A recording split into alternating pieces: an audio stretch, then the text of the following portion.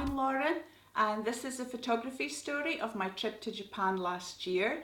If you watch my previous video, you'll see that I had just taken up photography a short while before.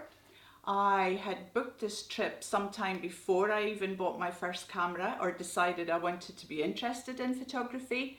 So I now find myself in the position of heading to Japan, to Tokyo, one of the most photogenic places in the world, with very little skills.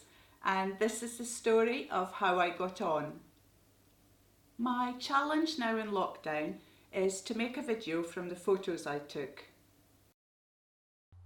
Tokyo is vast and the world's largest city.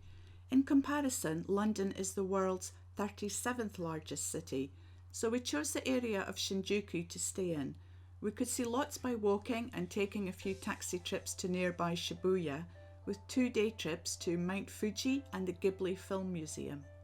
The games arcades are really fun and fantastic for designs and colours, but I wasn't prepared for the sound. They're loud.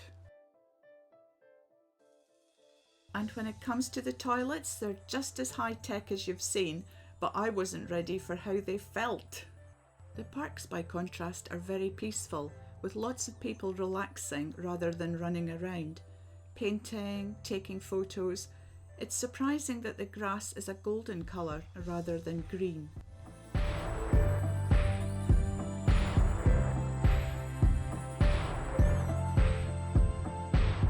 I made the mistake of not taking many videos. I think I was just so busy trying to take the best photos I could. This sequence of a whole team of gardeners painstakingly hand trimming a tree would have made a great video.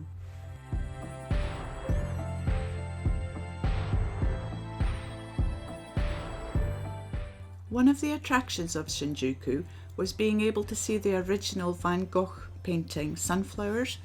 This is a snap of me with the replica.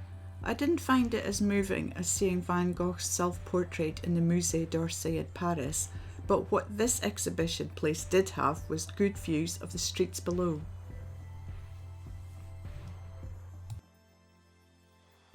What was more emotional was being in the New York bar in the Park Hyatt Hotel, where Bill Murray and Scarlett Johansson meet up in Lost in Translation. It really is fabulous. The glamour factor is off the scale. This was our first glance of Mount Fuji at sunset, snapped quickly as we walked past to our table. For a completely different experience, we went on a day trip to the Ghibli Film Animation Museum. You sadly couldn't take photos inside. Although the outside was no comparison, it was still colourful. I would recommend this museum to anyone interested in visual arts, even if you're not a fan of the films. It's mind-blowingly creative inside. In Japan they say Ghibli, but the guide said she was aware most people outside Japan know it as Ghibli. The day included a visit to the Edo Tokyo Open Air Architectural Museum, which included full-scale buildings and streets. This tied in well with the Ghibli Museum because a lot of their film settings were inspired by this traditional architecture, and in some cases, such as this bathhouse, were recreated. The last place we went to was Mount Fuji. I tried my best to capture it while we were there. Later we went to the Rico photography exhibition back in Shinjuku, and the Mount Fuji photos there were absolutely stunning. It definitely has given me something to aspire to. This was a family holiday, so in that circumstance you can't spend a long time setting up the perfect shot or waiting for all the people to disappear from in front of your lovely view. In those circumstances, just snap where you can and go with the flow.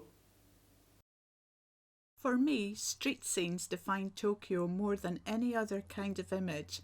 If I could pick only one image to represent Tokyo, it would be a street scene.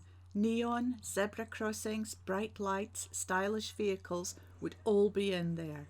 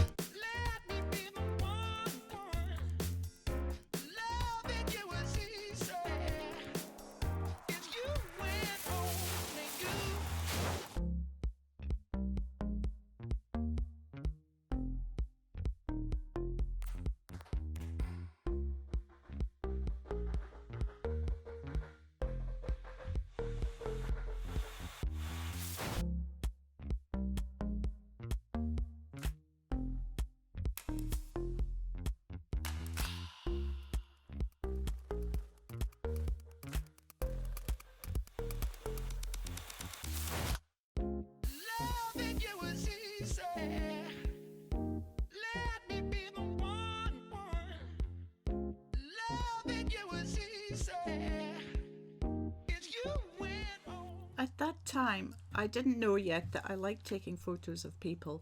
I thought I was more of a places kind of person.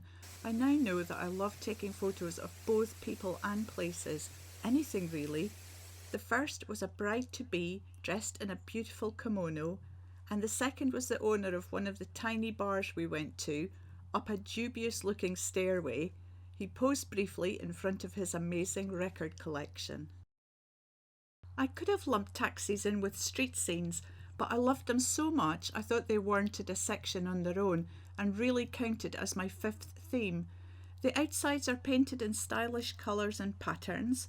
The insides have soft furnishings like little chair covers and curtains, and the drivers wear uniforms.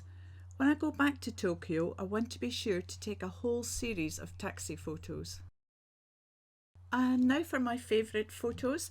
They are Mount Fuji, the pavilion in the park, the path near the waterfall, kimono girl, bar owner, street crossing, neon signs, and yellow car.